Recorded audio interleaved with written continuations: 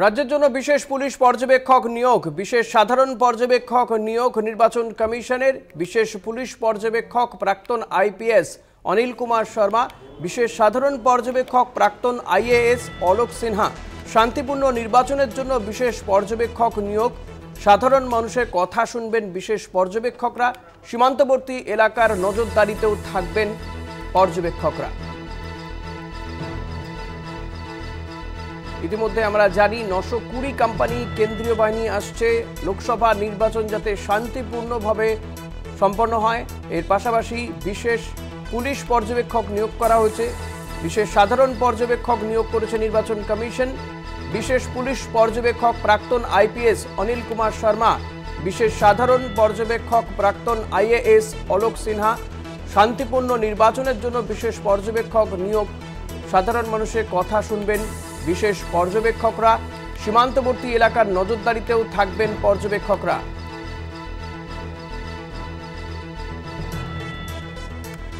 সত্যসুন্দর ভট্টাচার্য রয়েছেন আমার সঙ্গে টেলিফোনে। সত্য, এই যে বিশেষ পর্যবেক্ষক সাধারণ পর্যবেক্ষক অলোক সিনহা এবং এরা কবে থেকে এদেরকে পাওয়া যাবে বা রাজ্যে বা কবে আসবেন কি জানতে পারছো? দেখো, নির্বাচন কমিশন সূত্রে যেটা জানা যাচ্ছে যে আগামীকালই রাজ্যে আসছেন বিশেষ পুলিশ পর্যবেক্ষক এবং বিশেষ সাধারণ পর্যবেক্ষক। বিশেষ পুলিশ পর্যবেক্ষক হিসাবে অনিল কুমার শর্মা, যিনি এর আগে পাঞ্জাবের আইপিএস ছিলেন, অবসরপ্রাপ্ত আইপিএস আধিকারিক, তাকে নিয়োগ করা হয়েছে। এবং অন্যদিকে অলোক সিনহা, তাকে বিশেষ সাধারণ পর্যবেক্ষক হিসেবে নিয়োগ করেছে জাতীয় নির্বাচন কমিশন এ রাজ্যের জন্য। তিনিও অবসরপ্রাপ্ত আইএএস আধিকারিক। মানে সব মিলিয়ে এই বিশেষ পর্যবেক্ষকদের মূলত দায়িত্ব, যেটা জাতীয় নির্বাচন কমিশন সূত্রে যেটা জানা গিয়েছে, যে বিভিন্ন যে স্পর্শকাতর বুথগুলো রয়েছে সেই বুথগুলোতে অবাধ এবং শান্তিপূর্ণ নির্বাচনের লক্ষ্যে তাতে নজরদারি চালানো। শুধু তাই নয়, রাজ্য পুলিশের নোডাল অফিসার এবং সেই সঙ্গে বিভিন্ন জেলার যারা জেলা নির্বাচনী আধিকারিক রয়েছেন অর্থাৎ জেলা শাসকদের সঙ্গে তারা বিভিন্ন সময়ে রিপোর্ট নেবে এবং রিপোর্ট নিয়ে সেই অনুযায়ী ব্যবস্থা নেওয়া হবে।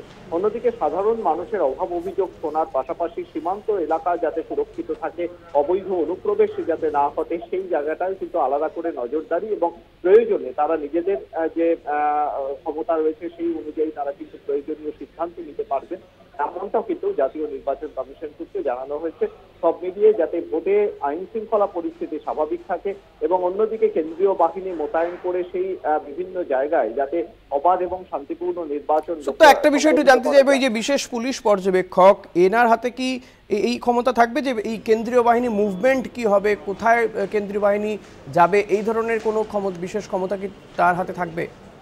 না, দেখো, সাধারণভাবে যারা বিশেষ পর্যবেক্ষক তাদের হাতে কেন্দ্রীয় বাহিনী মুভমেন্টের সেই পাওয়ার থাকে না, কিন্তু সাধারণ যারা পুলিশ পর্যবেক্ষক থাকছেন তাদের রিপোর্টের উপর ভিত্তি করেই কিন্তু জেলা শাসক এবং যিনি নোডাল অফিসার রয়েছেন এবং সিইও তাদের তত্ত্বাবধানে কিন্তু মূলত কেন্দ্রীয় বাহিনীর যে ম্যাপিংটা তাদেরকে মোতায়েন করা সেটা হয়। তবে পরিস্থিতির বিচারে যদি কোনো চটজলদি সিদ্ধান্ত নিতে হয় সেক্ষেত্রে কিন্তু অন্যান্য যারা জেলা শাসক রয়েছেন বা যারা নোডাল অফিসার রয়েছেন তাদের সঙ্গে আলোচনা সাপেক্ষে সেই বিশেষ পরিস্থিতিতে কিন্তু সেরকম সিদ্ধান্ত বিশেষ পর্যবেক্ষক নিতে পারেন, সেই ক্ষমতাও কিন্তু তাদের দেওয়া হয়েছে। তবে সাধারণভাবে কেন্দ্রীয় বাহিনীর মোতায়েনের বিষয়টি নির্ভর করছে সংশ্লিষ্ট জেলা প্রশাসন এবং সেই সঙ্গে নোডাল অফিসারের উপর।